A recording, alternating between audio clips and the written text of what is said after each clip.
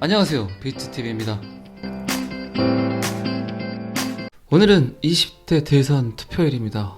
아직 투표하지 않으신 분들 계시면 영상 들으시면서 투표장으로 발길을 이렇게 옮기시면 어떨까 싶습니다. 제가 생각하는 이번 대선은 우리나라 건국 이래 최초로 디지털 대선이 아닌가. 수많은 네거티브들이 유튜브라는 공간을 통해서 엄청나게 전파가 됐죠. 그 전 대선에서는 한 번도 느끼지 못했던 수많은 정치 스타들이 탄생을 한 것 같아요. 그만큼 시민, 국민의 소리가 한 분 한 분 이렇게 잘 전달이 된 것 같아 보이지만 또 수많은 시민들이 더 헷갈려하는 그런 선거가 아닌가 싶습니다. 다시 한번 말씀드리지만 우리나라 건국 이래 최초의 디지털 선거가 아닌가 싶습니다. 러시아와 우크라이나가 3차 협상을 했는데 별다른 진전을 보이지 못한 것 같고 비트코인은 38,000불을 계속 유지를 하다가 지금 제가 방송을 만들고 있는 시점에는 39,000불을 살짝 돌파를 한 것 같습니다. 자, 여기서부터는 구독자분들에게만 노출이 되는 영상입니다. 농담입니다. 모든 분들에게 노출이 됩니다. 그래도 구독과 좋아요 좀 꾹꾹 눌러주시고요. 이 와중에 리플은 우크라이나에 100만 달러를 기부를 했습니다. 100만 달러면 우리나라 돈으로 12억 정도 하지 않나요? 주려면 한 120억 정도 보내지 100만 달러를 보냈습니다. 우크라이나는 지금 다양한 국가를 통해서 암호화폐로 지원을 받고 있죠. 암호화폐가 많은 분들에게 알려지고 난 후에 제가 생각하기에는 가장 인지도가 좋아지지 않나. 비호감이 아닌 호감형으로 바뀌지 않을까요? 이번 기회를 통해서. 암호화폐가 저렇게 쓰이는구나. 그 나라의 은행 업무가 마비가 됐는데도 저렇게 암호화폐는 디지털 안에서 스마트폰만 있다면, 인터넷만 된다면 지원을 받을 수 있는 화폐구나 라고 많은 분들이 생각을 다시 한번 고쳐먹을 것 같아요. 그런데 지금도 보면은 다이렉트 기부가 아닌 어떤 기관이나 단체를 통해서 받고 있죠. 제가 이 기사를 왜 이야기를 드리냐면 리플이 이렇게 어떤 기관을 통한 기부가 아닌 다이렉트 기부, NGO에 대한 직원의 기부를 지원을 하고 그리고 글로벌 XRP 커뮤니티와 협력을 해서 커뮤니티 안에 참여를 해서 우크라이나 분들이 그 커뮤니티 안에서 자신의 XRP 지갑 주소를 노출시켜 준다면 그리고 그분이 신원 인증이 확실하다면 다이렉트로 지원이 가능하겠죠. 그래서 XRP 커뮤니티와 협력을 해서 우크라이나인을 위한 크립토 캐시 직접 기부 프로그램을 개발을 할 거라고 합니다. 진정 필요한 게 이겁니다.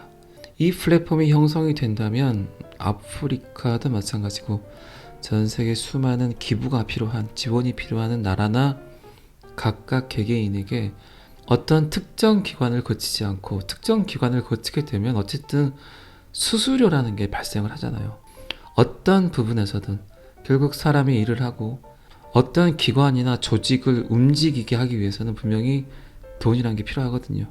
근데 이런 과정들을 거치지 않고 커뮤니티 안에서 그들의 신원만 정확히 인증이 된다면 XRP 지갑 주소를 만드는 건 아주 간단하니까 이런 식으로 굳이 수수료를 지불하지 않고 내가 원하는 금액들을 바로바로 즉각 다이렉트로 2초 3초 만에 지원을 받아야 되는 분들에게 보내줄 수 있다는 겁니다. 이게 필요하죠. 지금은. 어제도 이야기 드렸지만 자꾸 이야기 드리는 게 이런 식의 플랫폼이 활성화가 된다면 또 중간자 역할을 했던 중개인 역할을 했던 뭔가 보증 업무를 했던 보정 업무를 했던 이 많은 사람들이 굳이 필요가 없어진다는 거죠. 블록체인은 그만큼 중개인이 사라집니다. 그 어떤 거래에서도 그 거래에 대한 보증을 위해서 일을 했던 사람들이 사라질 수밖에 없다는 거죠. 어쨌든 리플이란 회사는 이번 기회를 통해서 또 리플 회사에 관한 어떤 이미지 메이킹을 좀 한 것 같아요. 돈이 굉장히 많은 회사입니다. 그리고 대표들의 철학이 좀 괜찮아요. 얘네들이 옳은 건 옳은 거고 옳지 않은 건 옳지 않다고 정확히 이야기를 하는 사람들입니다. 그래서 더더욱 제가 좀 신뢰를 하는 회사인 것 같아요. 이 기사는 여기까지만 보시고요. 원래는 저번 주에 나왔어야 되죠. 이 보고서가 바이든 행정부의 행정명령. 그런데 지금 이번 주에 행정명령에 대한 보고서를 받아서 그렇게 시행을 하라는 바이든 대통령의 사인이 드디어 나올 것 같습니다. 지금 뭐 바이든이 정신이 없겠죠. 러시아 푸틴 때문에 제 보기에는 둘 다 꼰대 같은데 여러분들 어떻게 생각하실지 모르겠지만 푸틴도 나쁜 놈이지만 그런데 미국도 그렇게 저는 우호적으로 보고 있지는 않습니다. 정말 천사의 가면을 쓴 악마 같다는 생각을 저는 굉장히 오래전부터 했어요. 미국이 디지털 자산 암호화폐 규제를 어떻게 다룰 것인지 보여줄 것이다. 그런데 이 보고서가 타이밍이 약간 안 좋긴 하죠. 엄마가 화났을 때 뭐 달라고 하면은 더 안 주잖아요.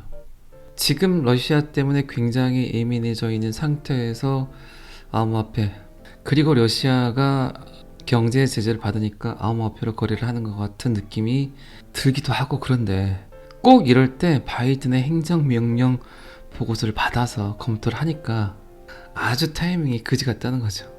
근데 아예 막지는 못할 겁니다. 어떻게든 이런 식으로 암호화폐가 쓰이고 이런 식의 유통이 되는구나 라고 바이든도 아마 느끼고 있을 거예요. 그렇게 되면 그거를 아마 역이용하려고 할 겁니다. 아예 차단을 한다는 건 솔직히 바이든도 무리예요. 바이든이 뭐 전 세계의 대통령도 아니고. 크립토 커런시, 암호화폐가 미국 혼자 이걸 규제하고 막는다 그래서 멈춰지는 사이클이 아니잖아요.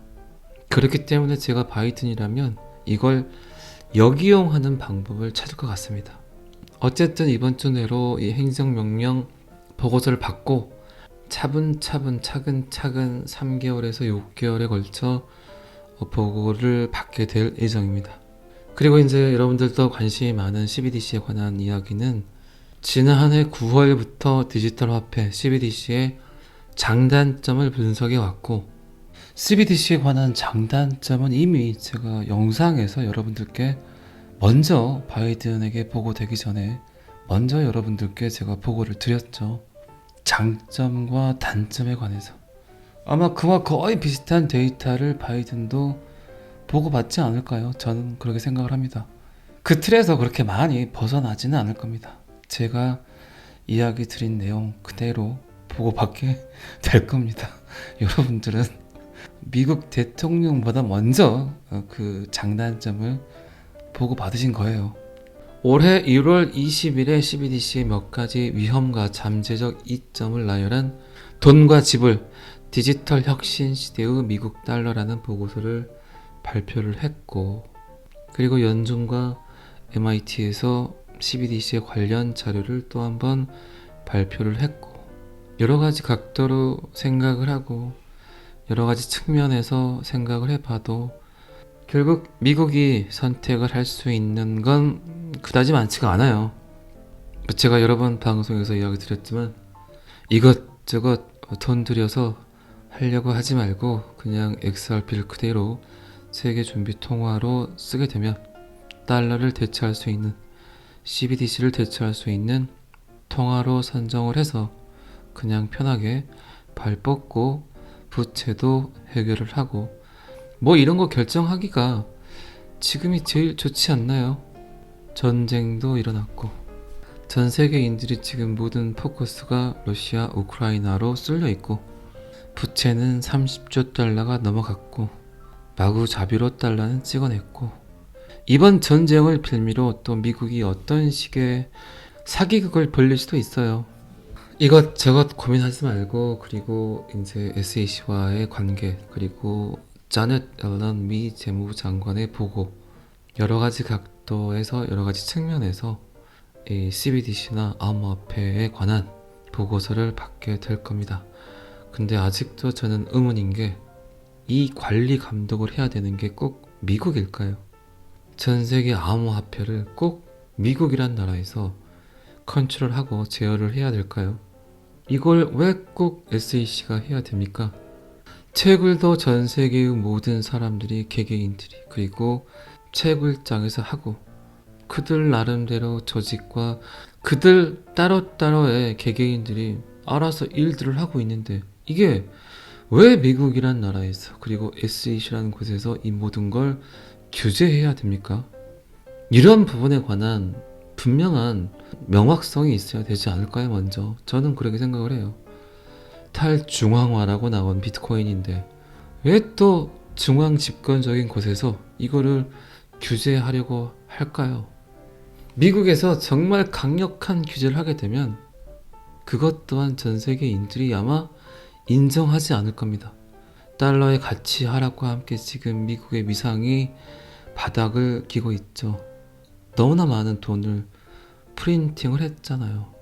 그리고 기축통화국이라는 그 이름으로 수많은 국가를 내정 간섭을 했던 건 절대적으로 묵과할 수 없는 팩트 맞잖아요. 근데 디테일하게 들어가서 따져보면 그냥 미국의 실리 추구만 했다는 결과들이 굉장히 많았고, 아무튼 어떤 결과가 나올지는 뭐 3개월, 4개월, 2개월 조금 힌트는 나오겠죠. 잘 지켜보시고 규제가 훨씬 더 심해지는 건 당연하겠죠. 그 대신 정리는 되지 않을까요? 조금씩 정말 필요 없는 코인이라든가 말도 안 되는 그런 다단계 코인이라든가 정말 돈만 벌려고 만들었다가 먹튀 하는 그런 코인이라든가 이제 이런 것들은 분명하게 정리가 될 겁니다. 그게 또 정리가 돼야지 거기에 들어갔던 돈들이 규제가 명확해지는 코인들에게 재투자가 되니까 그게 나쁜 건 아닙니다. 근데 이 시장이 형성이 되고 이 시장이 커 나가기 위해서는 분명히 한 번쯤은 겪어야 되는 과도기적 현상이지 않나 싶습니다. 오늘은 20대 대선 투표일입니다. 꼭 투표하시길 바라겠습니다. 저는 투표를 이미 했습니다. 제가 그리고 투표 전에 두 분의 암호화폐를 바라보는 그 두 분의 생각에 대해서 영상을 만들려고 했는데 너무나 많은 민원이 들어와서 정치 이야기는 될 수 있으면 안 하려고 합니다. 저는 굉장히 객관성을 갖고 만들었다고 생각을 했는데 듣는 사람, 보는 사람 입장에서는 그게 굉장히 편파적으로 듣고 또 보일 수도 있다는 생각을 했습니다. 그런데 두 분 다 굉장히 우호적이에요. 암호화폐 시장을 바라보는 관점이 굉장히 또 두 분 다 많은 지식들을 갖고 있고 이 시장은 이제 거부하지 못할 시장이다. 오히려 지금 인정하지 않으면 우리나라만 더 동떨어질 수 있다. 시대의 흐름에 뒤처질 수 있다라고 생각들 하시는 것 같습니다. 그러니까 제가 별도로 방송을 하지 않아도 일단 그 부분은 긍정적인 시그널로 생각을 하고 있습니다. 오늘은 여기까지 하겠습니다. 구독과 좋아요는 항상 저를 힘나게 합니다. 감사합니다. 비트TV였습니다.